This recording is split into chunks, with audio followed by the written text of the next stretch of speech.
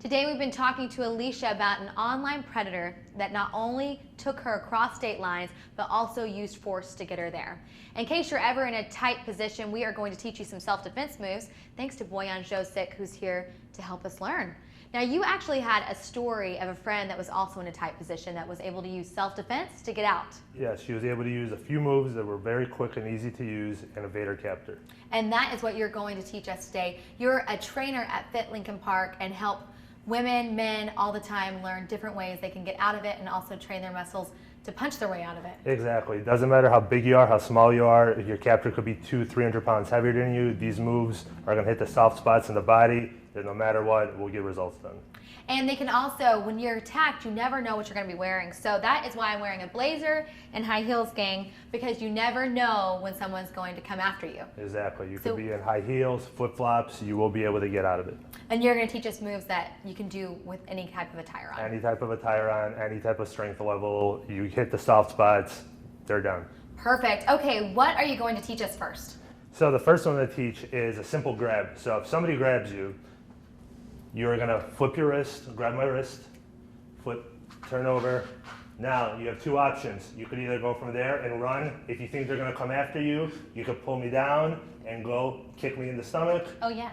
You can give me the stomach. You could then push me back, go towards my eyes, go towards my eyelids, or you could go bridge to the nose, punch up and back.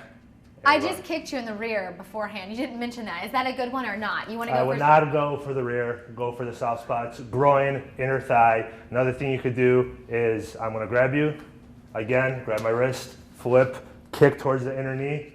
Right, ooh, boom, that one, yeah. I'm down, you run. You never wanna stay, try to get away as soon as possible. If you can, scream, yell for help.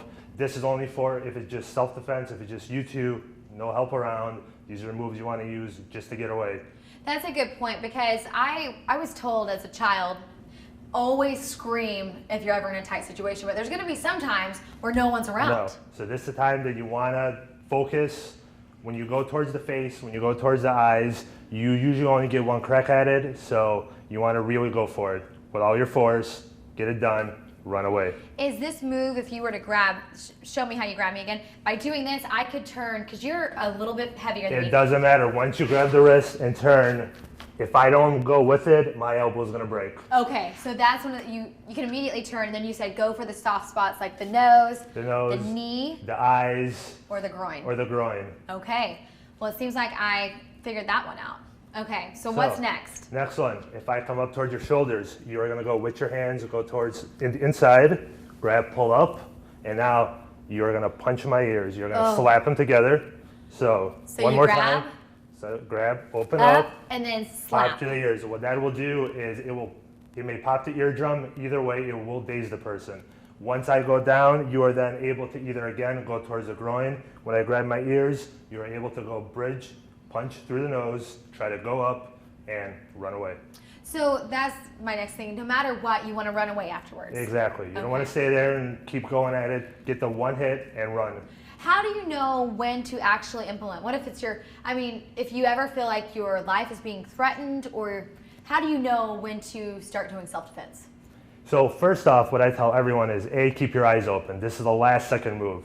Hopefully this never even happens. You're able to see it beforehand. So I recommend if you're walking home at night, if you're walking towards your car, don't have your headphones in. Don't stare at, look at Facebook on your phone. Don't, just look at the ground and walk. Pay attention left and right, and you could see it usually before it happens.